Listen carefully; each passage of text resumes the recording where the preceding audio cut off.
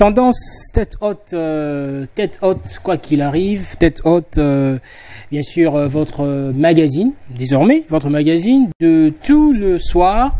Nous allons justement tout le temps parler avec vous, partager des expériences. Parce que, vous savez, bien sûr, chers amis téléspectateurs, dans la vie, il faut toujours demeurer tête haute. Quoi qu'il arrive, tête haute, malgré tout ce qui nous arrive comme problème, nous devons toujours garder notre tête haute. Voilà, bien sûr, l'objectif de votre magazine. Désormais, vous suivrez le magazine Tête Haute, bien sûr, sur la TVSCD, un magazine qui sera, bien sûr, là pour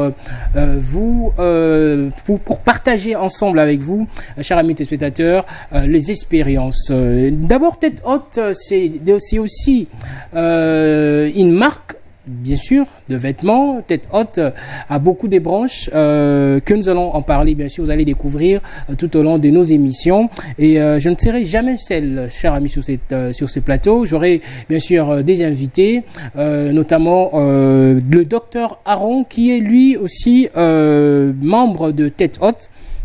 Il est docteur, bien sûr médecin, il est aussi leader de jeunes, il est acteur politique, il a beaucoup de casquettes comme ça. Et avec lui, nous allons, vous allez vous habituer avec lui. Nous aurons aussi notre ami Bob Maniema, lui également, qui est un acteur politique. Il sera aussi avec nous dans nos émissions prochaines. D'abord, je vais présenter le docteur Aaron Kazadi qui est avec moi. J'ai dit bonsoir docteur. Bonsoir Mike. Vous allez bien, docteur? Oui, ça va et c'est un plaisir d'être là pour partager les expériences dans le cadre de ces magazines. Ouais. Tête haute, quoi qu'il arrive. Alors, on a parlé Tête haute, on a commencé cette émission. C'est la première émission d'ailleurs. On va d'abord donner l'idée à nos téléspectateurs. C'est quoi Tête haute? Je crois que vous l'avez si bien dit déjà dès l'entame de votre annonce de ce magazine. Tête Haute, c'est une marque, comme vous l'avez dit, une marque déposée, mais qui en fait est la traduction d'un message. Ça traduit un état d'esprit, ça traduit une attitude positive que nous voulons véhiculer. C'est vrai qu'on les véhicule par plusieurs moyens. Très bien. Notamment par le vestimentaire, n'est-ce pas, la marque. Mais on les véhicule aussi par des activités sportives, des activités caritatives, toutes sortes d'activités, toujours dans le souci d'atteindre cet objectif de véhiculer cette attitude. Cette attitude, c'est quoi? C'est garder la tête haute, quoi qu'il arrive. Et donc, nous sommes là, c'est un groupe d'influence, n'est-ce pas, qui essaie d'apporter cette nouvelle façon de voir les choses, cette nouvelle façon de faire au sein de l'opinion, en vue de booster surtout la jeunesse, de manière à rester tête haute, quoi qu'il arrive. Alors, vous avez dit dans votre allocution, vous avez des diverses manières de diffuser, bien sûr, cet état d'esprit, de diffuser, bien sûr, le message. Alors, qu'avez-vous déjà fait ici à Kinshasa? D'abord, avant d'y arriver, la question, c'est vous qui êtes les organisateurs des Têtes Hautes ou il y a bien sûr les animateurs? Bon, je veux dire que Tête Haute, d'abord, on n'aime pas trop les circonscrire à un groupe d'individus. Très bien. Parce que c'est un état d'esprit que nous voulons que ça soit incarné, porté par tous. Très bien. Il ne suffit peut-être pas d'être membre de la structuration ou de l'organisation Tête Haute comme organe pour dire qu'on a cet état d'esprit, mais on peut être de très loin et porter cet état d'esprit de Tête Haute. C'est comme ça que peut-être même parmi les gens qui nous suivent, il y a certainement des gens qui sont des Têtes Hautes. Des Têtes Hautes, bien sûr, qui sont des influenceurs. Ils sont des influenceurs, ils ont cet état d'esprit. Et c'est ces gens que nous cherchons, c'est ces gens que nous pensons être le nôtre, bien qu'étant loin, n'étant pas peut-être de manière formelle inscrits dans une certaine organisation, mais nous pensons qu'ils sont des têtes hautes. Donc, ce n'est vraiment pas limité à un groupe d'individus, mais c'est un état d'esprit, une opinion partagée par plusieurs, mais que nous voulons tout simplement réveiller pour identifier toutes ces personnes qui partagent cette opinion et essayer peut-être de formaliser maintenant pour réunir toutes ces personnes au sein d'une organisation précise. Et donc, les limiter à un groupe d'individus. Un groupe d'individus. Voilà, ça va faire la quinoiserie. C'est pour nous, comme on dit à Kinshasa, et là, Bornabiso, vous voyez un peu, c'est compliqué. Mais c'est un état d'esprit qu'on veut de plusieurs personnes, et plusieurs personnes portent déjà cet état d'esprit, et nous sommes en train d'identifier ces personnes et ils se reconnaissent par notre message de tête haute. Très bien, alors parce que s'il faut parler des têtes hautes, de ce qu'est tête haute, ça va nous prendre peut-être 1 heure, 2 heures, mais tête haute a plusieurs branches, que la communication, la branche communicationnelle, ils avaient aussi la branche médicale. Vous êtes récemment celle qui est bien sûr chargée de la direction médicale, la directrice Madame Patricia Kalumbote à Kinshasa, pour quelques visites. Vous étiez aussi, vous êtes docteur. Alors expliquez-nous en gros qu'est-ce qu'a été. Il faut dire que, comme vous l'avez dit, tête haute a plusieurs divisions. Il y a la division médicale qui est chapeautée par Madame Patricia Kabea, qui était à Kinshasa récemment. Il y a eu plusieurs activités au menu. Il y a eu plusieurs actions qui ont été menées dans ce sens. Il y a eu, par exemple, je cite quelques-unes de ces actions. Il y a eu une descente au centre pour handicapés physiques de Livoulou, le centre Kikessa, où il y a eu des formations à l'intention des personnels soignants, une formation sur la manutention, une formation sur la réanimation. Il y a eu également une campagne de sensibilisation contre l'hypertension artérielle, à l'intention du public, à l'intention de la population, parce que vous savez, l'hypertension artérielle, qui est une maladie qui tue de manière silencieuse, très souvent on ne se rend pas toujours compte de ses effets, alors il fallait sensibiliser sur l'hypertension artérielle, c'était fait. Il y a eu également une séance de massage au centre Nganda, une séance de massage à l'intention de patientes qui souffrent du cancer, qui suivent la radiothérapie. Très bien. Il y a eu cette séance et il y a également eu une visite à l'orphelinat de l'église La Compassion, où un don de dentifrice, il y a eu une sensibilisation de l'hygiène bucco-dentaire accompagné d'un don de dentifrice et brosse à dents. Donc il y a plusieurs activités comme ça qui ont été menées. Là, c'est quelques activités que nous avons ramassées comme ça, qui ont été menées, notamment avec cette direction médicale. Et il faut dire que plusieurs activités sont prévues dans un futur très très proche. Très bien. Alors, on va prendre ça en image, mais on va rappeler à nos amis téléspectateurs qu'aujourd'hui, nous avons un sujet, d'accord, par rapport à Tête Haute d'aujourd'hui, notre premier numéro. Nous allons parler, notre sujet, bien sûr, c'est une question, nous allons nous poser, est-ce que la vie peut-elle se mener tête basse? C'est une question qu'on va essayer de réfléchir avec le docteur Aaron sur place, qui est aussi un éducateur, voilà, de masse. On va réfléchir. Alors, on va prendre une image, mais avec Veko Babal qui nous réalise. On va prendre ça et on se retrouve juste après. La THMed, Tête Haute Division Médicale, représentée par sa directrice Patricia Kabea, séjournée pendant une semaine à Kinshasa. Dans leur agenda, plusieurs activités, notamment brainstorming avec le responsable du Centre pour handicapés physiques de Livoulou, Kikessa, au cours duquel il y a eu partage des expériences. Également, un atelier sur la manutention à l'intention des infirmiers.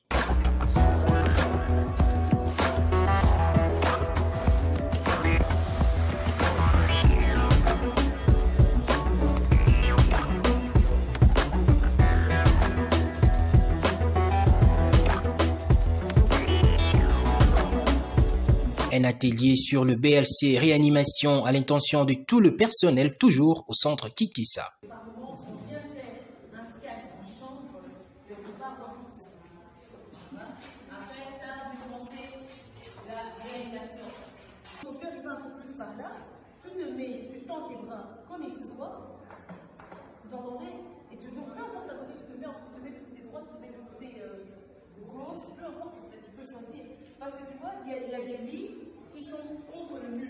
Étant donné que l'hypertension artérielle court un grand danger dans la vie humaine, la THMed Tête Haute Division Médicale, avec le souci humanitaire, a procédé à une campagne de dépistage volontaire et gratuite sur l'hypertension artérielle à l'intention du public au centre Kikessa. Moi, je suis venu laisser d'abord mon oncle maternel qui est venu faire consulter par rapport aux tensions. Ça montait toujours à tout moment. Et puis, il a fait une crise à la maison. Et on l'a amené, on nous a dit que dans notre sœur qui travaille ici, il a dit que non, on consulte les gens gratuitement. C'est pour cela que nous avons choisi, on a trouvé ça bon de venir faire les examens, de faire consulter par les médecins qui sont là. Et on a trouvé que c'était bon, on n'a pas payé, rien du tout. Et puis, ça a tout bien passé, on a prescrit des médicaments et maintenant il est avec les médecins directeurs pour les prescrire encore les médicaments et donner quelques conseils.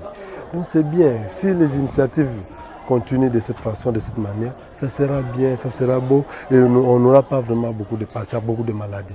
Donc je me présente, Patricia, directrice médicale de l'ONG Tête Haute Division Médicale.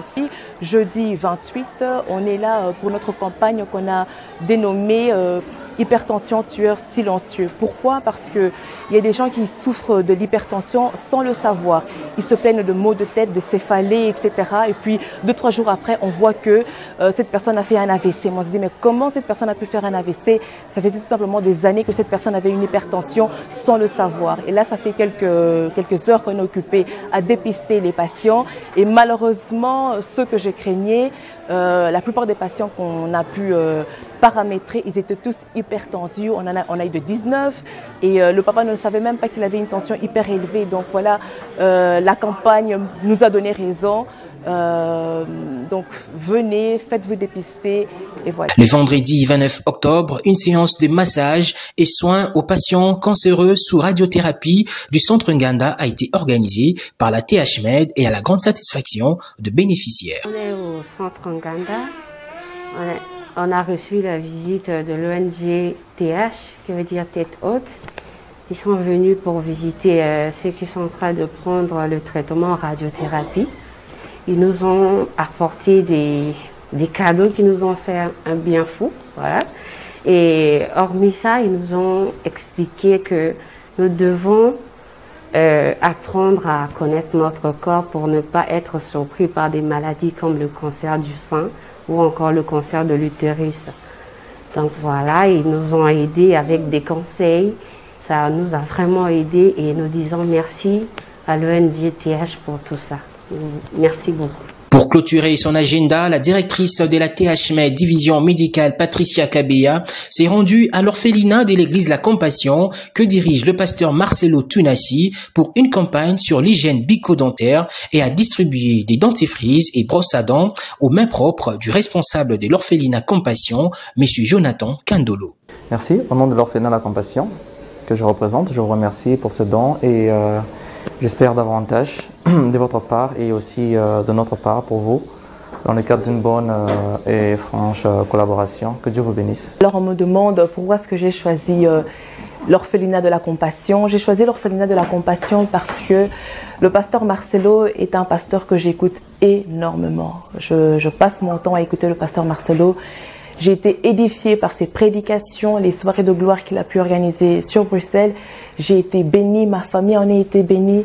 Donc je ne pouvais pas honorer l'homme de Dieu à travers TH-Med pour l'orphelinat et surtout que ces enfants en ont réellement vraiment besoin. Comme j'ai pu le dire tout à l'heure, l'hygiène bucco-dentaire est plus que nécessaire, est un besoin vital parce que quand on se brosse mal les dents, non simplement esthétiquement c'est pas beau, mais ça peut conduire à la mort parce que ça donne des infections au cœur, tout simplement. TH-Med, Tête Haute Division Médicale, a clôturé sa semaine à Kinshasa avec grande satisfaction. Tête Haute, quoi qu'il arrive.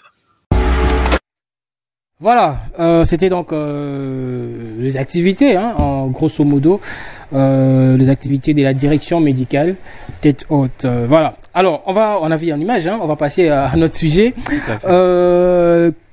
Est-ce que on peut mener la vie tête basse? D'abord, la question que je vous pose.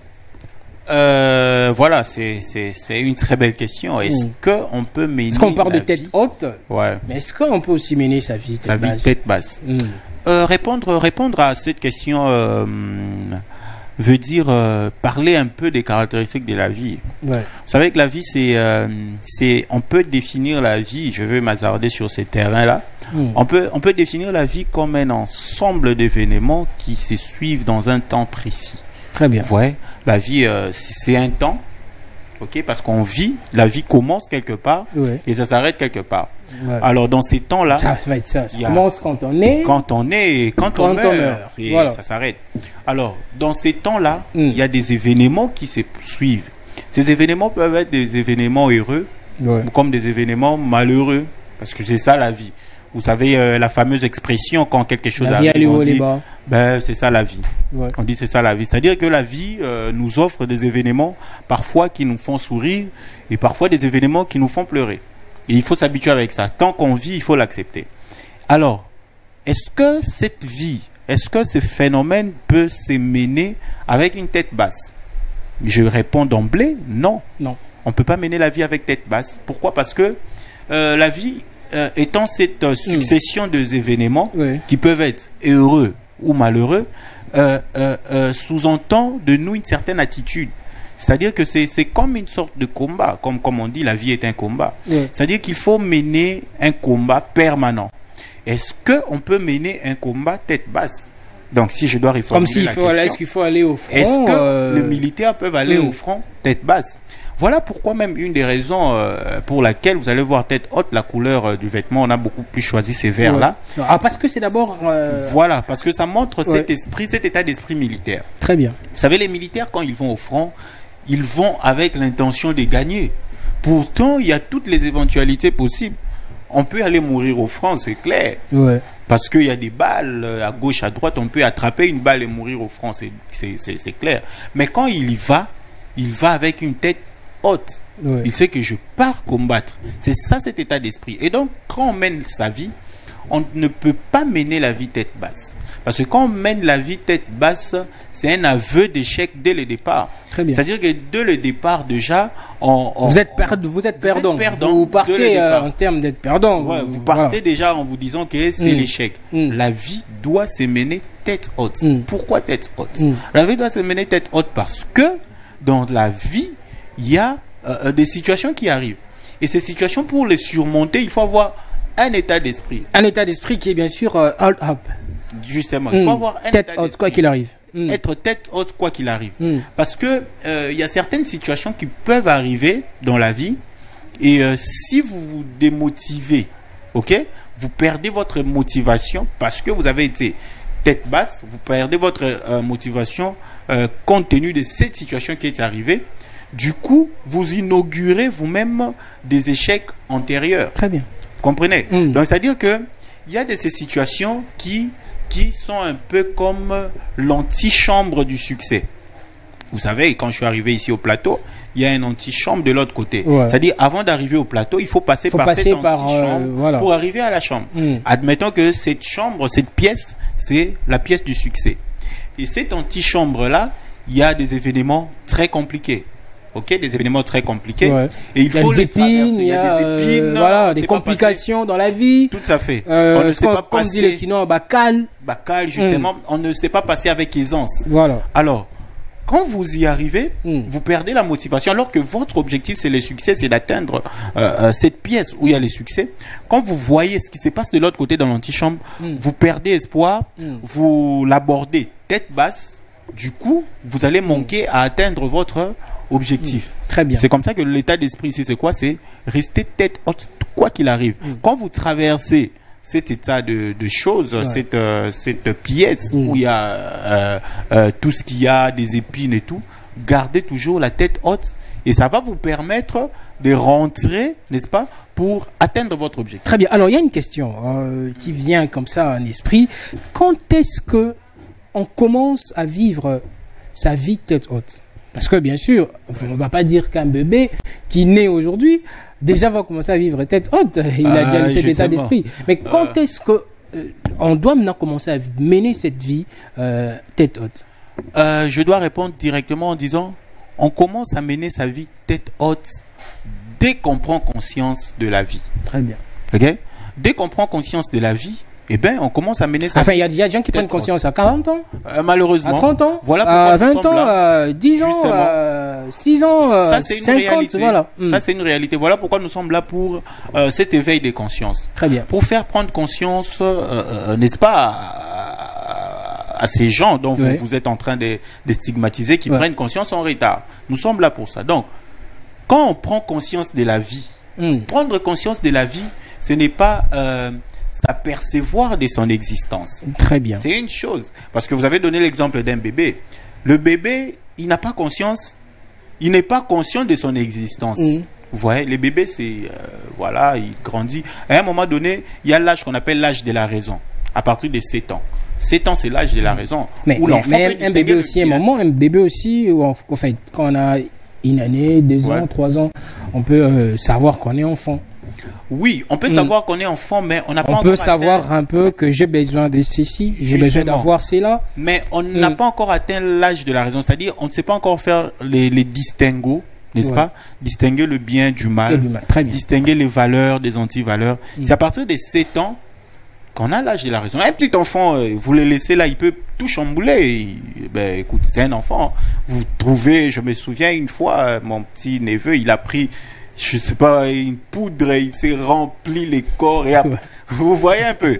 Donc, c'est-à-dire, c'est un enfant, il vit comme ça. Mais à un moment donné, il commence à distinguer, non, ça, je peux pas faire. Très bien. Pas bien. Ça, vous vous apercevez de la vie, vous prenez une certaine conscience.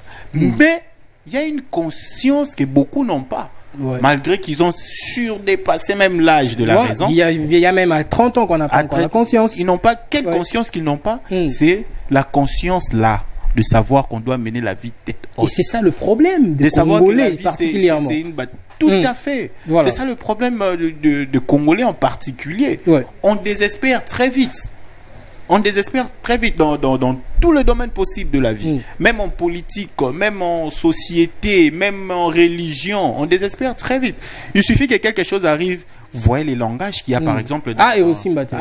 Congo, vous voyez un peu. C'est-à-dire que c'est un état d'esprit que les gens ont déjà eu inculqué et ils mènent leur vie comme ça. Très bien. Ils mènent leur vie tête basse, c'est-à-dire que ils se mettent des limites eux-mêmes. On se met des limites nous-mêmes. On s'interdit même de réfléchir. Et ça, c'est grave. On s'interdit de réfléchir. Vous voulez faire réfléchir. Vous voulez faire réfléchir une personne. Voilà. Vous savez, il te dit, ah, papa, il faut laisser cette histoire. Il faut laisser. On s'interdit de réfléchir. On s'enferme dans quelque chose. On s'est dit, c'est fini, ça ne marchera plus. C'est ça, mener la vie tête basse. Ça, c'est mener la vie tête basse. C'est-à-dire que je m'enferme quelque part, je me dis, c'est fini, on a perdu, c'est fini, on est perdant. Non. Pourtant, il faut mener la vie tête haute. Et ça se mène quoi qu'il arrive. Et ça commence quand on prend conscience. Pas seulement conscience de son existence, mais conscience également de la réalité ou les réalités de la vie. Dire que dans la vie, ça peut marcher. Tout comme ça ne peut pas marcher. Mais si ça ne marche pas aujourd'hui, ce n'est pas une raison pour moi pour baisser les gardes. Ce n'est pas une raison pour moi pour jeter l'éponge, pour dire que voilà, ça ne marche pas, c'est fini, ça ne marchera pas. Non, quand ça ne marche pas, je dois garder la tête. Toujours la tête haute. Et ça, c'est quand on prend conscience. Et cette conscience, il faut la stimuler. Voilà pourquoi nous sommes là. Nous sommes là pour stimuler cette conscience. Il faut cet éveil de conscience, n'est-ce pas? Inculquer ça dans l'opinion. Voilà. En tout cas, je suis en train de voir, il est en cours derrière le temps parce que on n'a plus assez de temps. On a à peine 30 minutes. La question aussi, il y a une question. On va continuer la prochaine émission. Oui, on doit prendre conscience, on doit vivre, on doit mener sa vie tête haute, on doit réveiller la conscience. Mais comment on peut le faire? Ici au Congo, on a vu la campagne de changement des mentalités, on a vu, changeant de mentalité, tout ça. On a vu des campagnes, des panneaux par-ci par-là. Comment on peut réveiller la conscience des Congolais en particulier? Bon, vous savez, c'est un processus. C'est un processus. C'est pas quelque chose qui va arriver aujourd'hui, demain. Très bien. C'est pas quelque chose qui va arriver comme avec un coup de bâton magique. Il faut utiliser plusieurs moyens.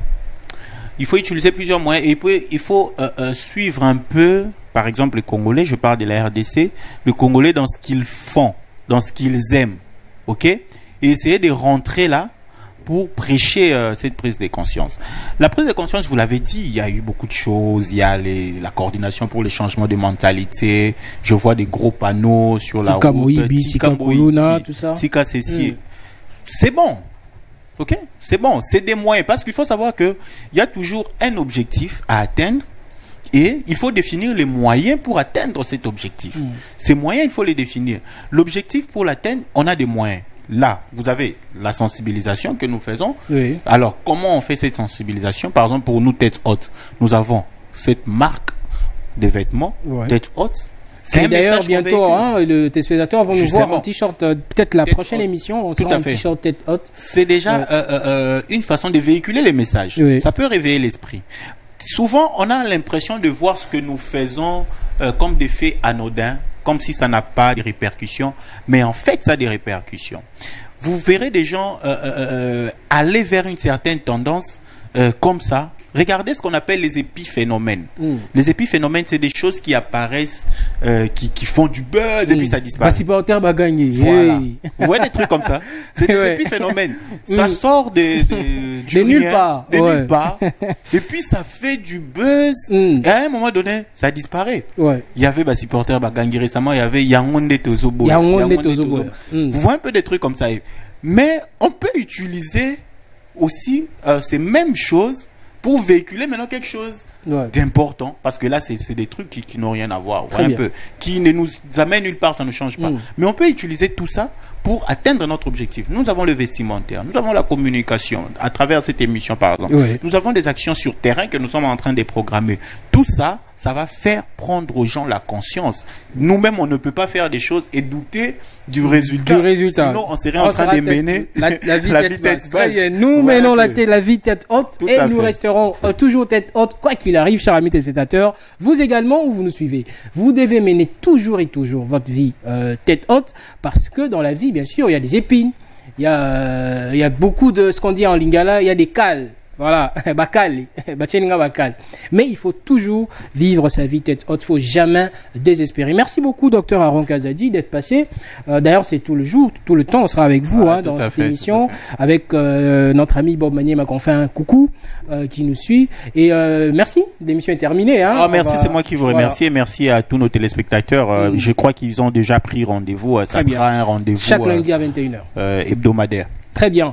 Alors, vous voulez nous contacter, vous voulez participer, vous voulez faire partir de la famille Tête Haute, contactez-nous au 090 39 088 54 090 39 088 54. Docteur Aron, pouvez-vous passer votre numéro rapidement? Oui, on peut me contacter au 081 930 10 99. 081 930 10 99. Pour ceux qui nous suivent à l'extérieur, il faut mettre plus 243 devant et vous enlevez les 0. Aussi visiter notre page Facebook Tête Haute THMed sur notre Instagram. Nous sommes également sur THMed.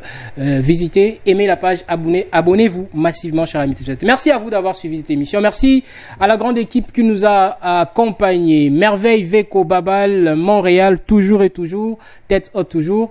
Et c'est lui qu'on appelle Michael Djouma qui nous a assisté également. Steve Toumba, les directeurs qui nous a assisté. Merci également à Madame Patricia Kabea qui nous suit depuis quelque part, et aussi à Monsieur Patrick Kabea qui nous suit également depuis quelque part. Portez-vous bien. Au revoir.